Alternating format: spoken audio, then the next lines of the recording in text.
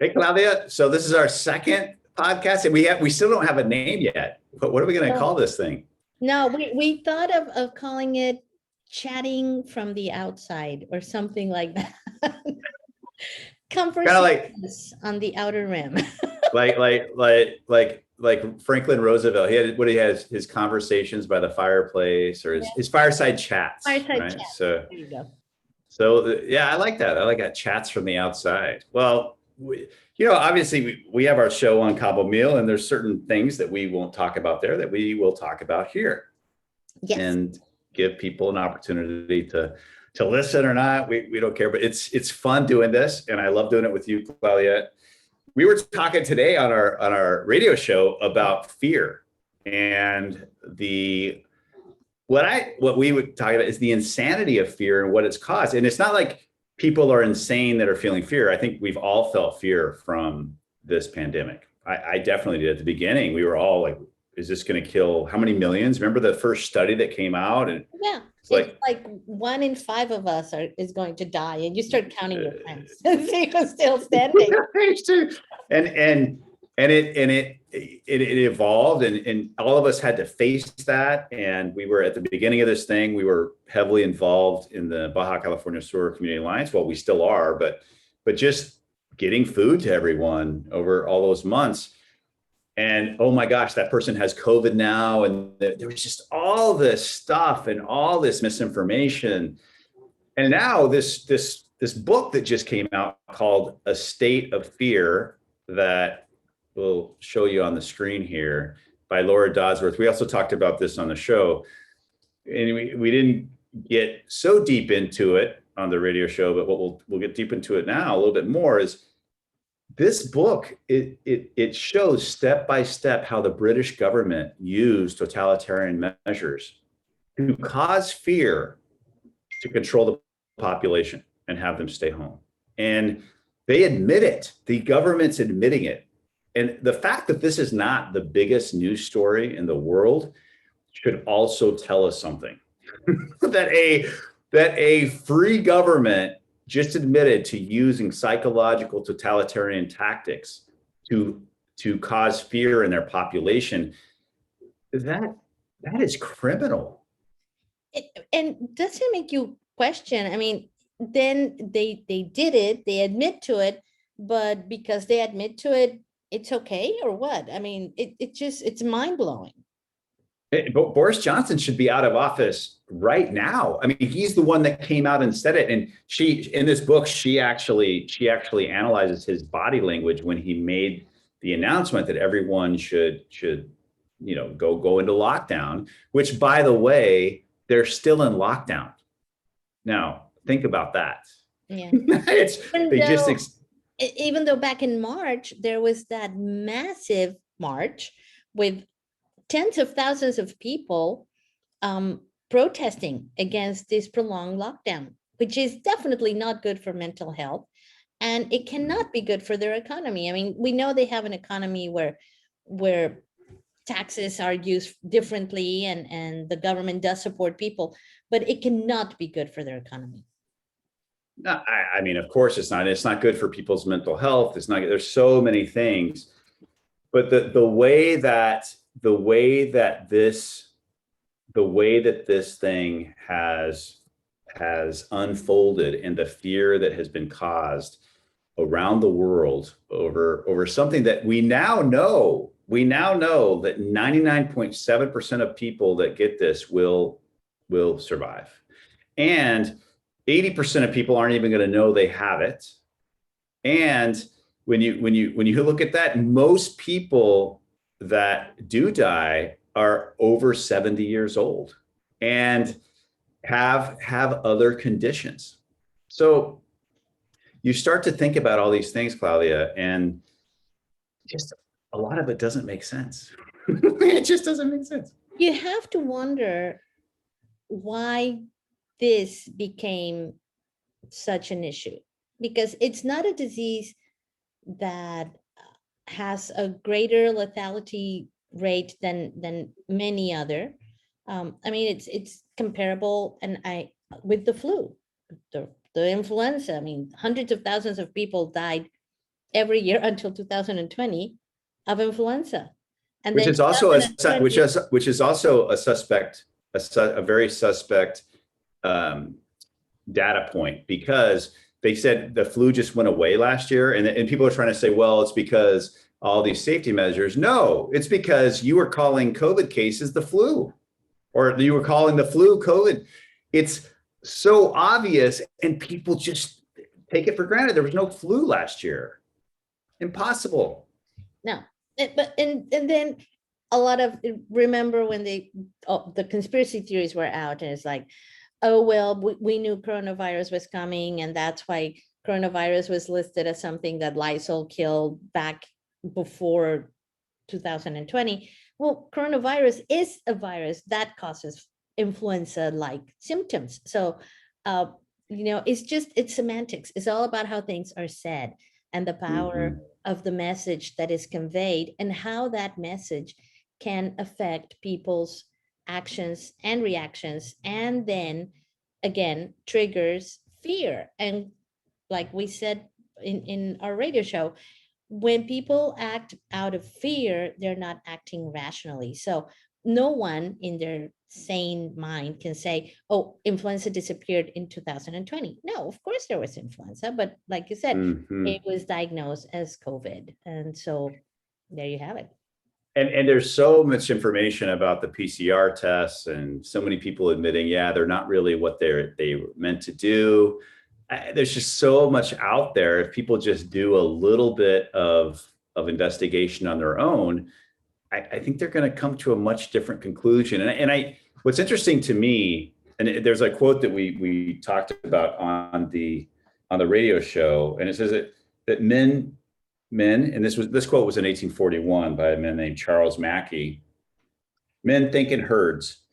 It will be seen that they go mad in herds, while they only recover their senses slowly and one by one. And this has been such an example of that, of just this madness of fear that swept the globe.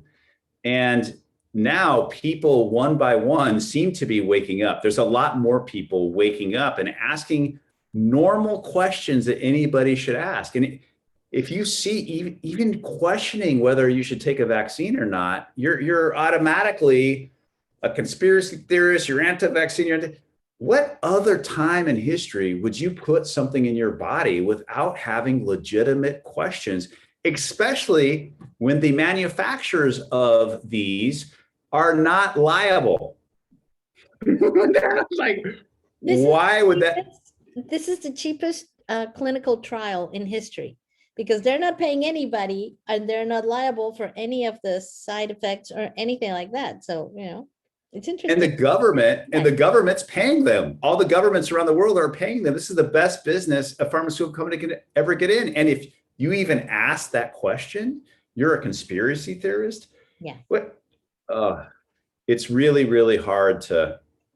It's really hard to know what to do. But I do believe there are more and more people that are starting to think about this logically, and start to have questions and be okay with questions. And I really think that's been the most dangerous thing that I've seen, or that we've seen, Claudia. We've talked about it before, is you can't question. And when did people get kicked off YouTube or Facebook or Instagram before for just stating an opinion?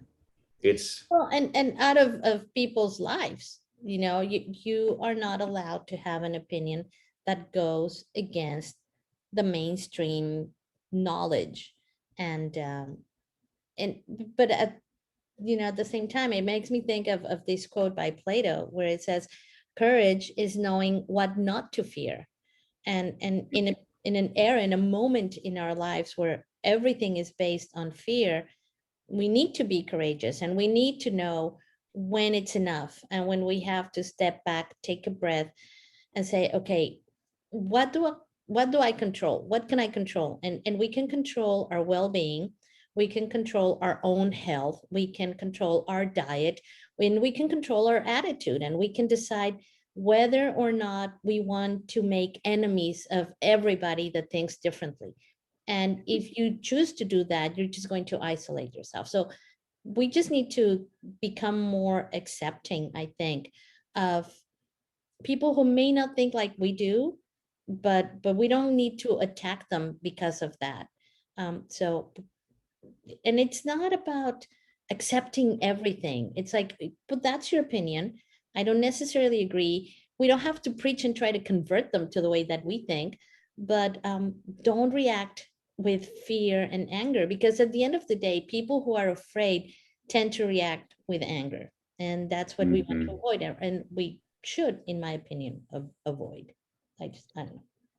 No, absolutely. And you think social media was put into place. And when it first came out, it was because it gave everyone a voice. Everyone could say what they thought. Everyone, and now it's being used as an incredible control tool of only certain opinions are okay and others aren't. And they seem to reflect the owners of the companies. Yeah.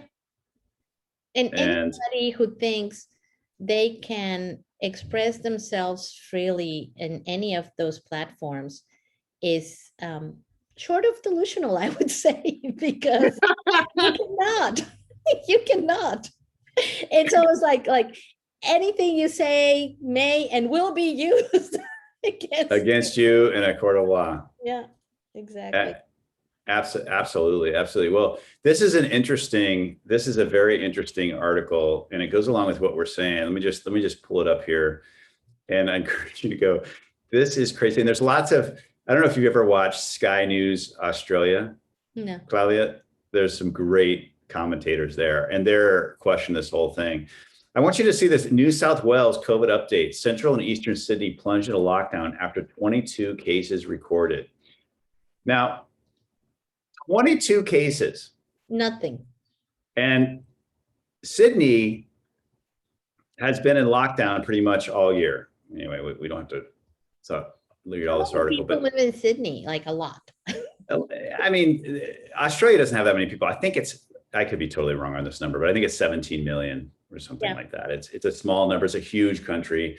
There hasn't been that many cases of COVID there. They've completely locked down that you can't even go there. I have a friend who lives in Sydney who I actually visited a couple of years ago, and I'm so happy that I visited Australia, because who knows if you ever get back in again.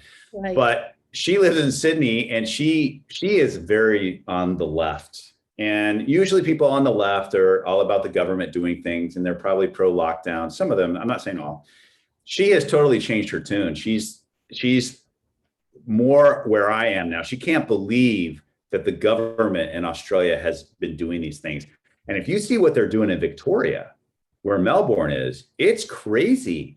There's cops that are knocking people down if they don't have a mask on outside. It is authoritarian to the max. Wow. But you know what, Claudia? How is that not front page news everywhere in the world? How is it that we have to search these things about what's going on in Australia? And the other thing I find fascinating is, why are England or Britain, Great Britain, Canada, and Australia the three most, I would say, authoritarian reactions in the world? I mean, there's only one other country you can't get in and out of. I think England you can get in and out of now, but Canada is definitely not easy to get in and out of, and Australia you cannot. There's no one that can go out or in. My friend just missed her dad's 80th birthday in Sweden. That's where she's from, because she couldn't leave Australia. That's crazy. What? And the fact that they're all British crown countries, it really makes me think, isn't that interesting? I just don't understand what's the ultimate goal of that. I mean, do you think it comes from a true sense of caring from the government, where we do care about our people and we want to make sure they're safe? Or I mean, what do you think that comes from? It just makes no sense. Why limit the mobility of people and the ability to freely move around? It's I don't understand. Well, I think the first part of your question there is where who of us thinks that any government cares about our safety? that's what We want I to mean, believe that is the fact, but we want to believe it, of course. And the best, the ones that make it into office, the politicians that make it into office are the best at making you believe that. yeah, I mean, that's that's pretty much it is how it is, because what government is actually sitting there thinking, I really want to save lives. Let's lock down an entire country, not let anybody out, destroy people's businesses and livelihoods, and we're gonna destroy dissent. It, what yeah, and that's where fear, the use of fear, it really causes people not to think logically and not to ask these simple questions. yeah. Why are we wearing masks outside? Why do I still have to wear a mask after I've been vaccinated? Why can't I ask questions about what's going in my body? Is this vaccine? I'm just supposed to shut up and take it? There's just, there's so many things. It's a paternalist approach where growing up it was not anymore, but even in my generation it was like, because I say so. Why do I have to eat liver with onions? Because I say so, and so you did, whether you liked it or not. And why can't I go out tonight? And it's Friday night. Why can't I go out? Because I say so. And so we grew up and we were indoctrinated into this system. And so now when the authorities, the government who take over the role of our parents, say so, then we do, and we don't question. And that's the way it was. That's the way it was. And maybe that's why the younger generation are questioning more all these things and are going like, no, we're gonna have our party and you deal with your epidemic and your all that, but yeah, we're partying. Maybe that's why. I mean, I don't know. I'm just saying something that I think. Yeah. Yeah, and absolutely. And I think that what's interesting about this, I think the backlash of this, because I do believe, again, people are waking up to this, is going to go the other way. And hopefully this questioning, as you mentioned, the younger generation, that's what's going to come out of it, is that people are going to be, hey, wait, I need to question these things. And that's how you maintain free societies, is that there's no censorship of any thoughts, any ideas, and that people are actually able to give their opinion without fear of retribution, without fear of anything happening to them.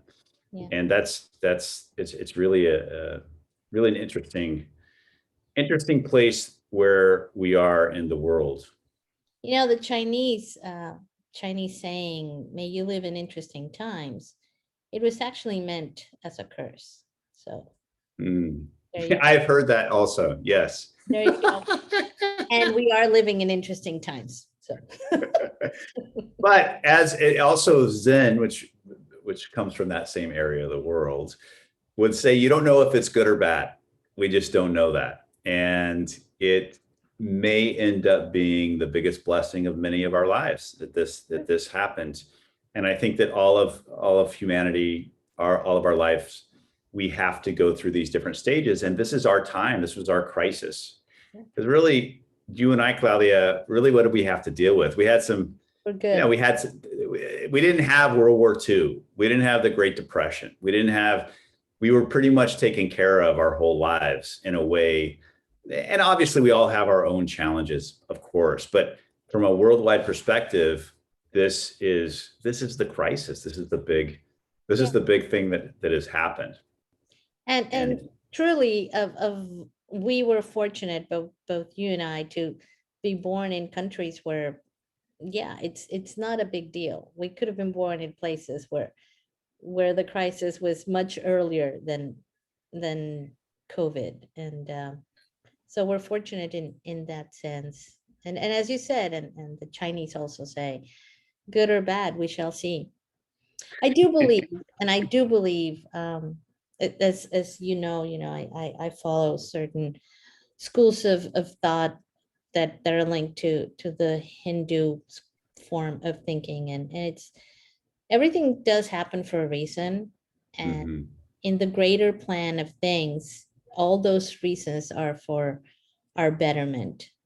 And sometimes we have to get to the betterment through pain and suffering, but it is up to us to decide how much we cling on to the pain and the suffering. So I think that as long as we can maintain our sanity and try to understand where others are coming from and understand that a lot of them are coming from fear, then we will be kinder and we will be able to be gentler in our reaction and act rather than react.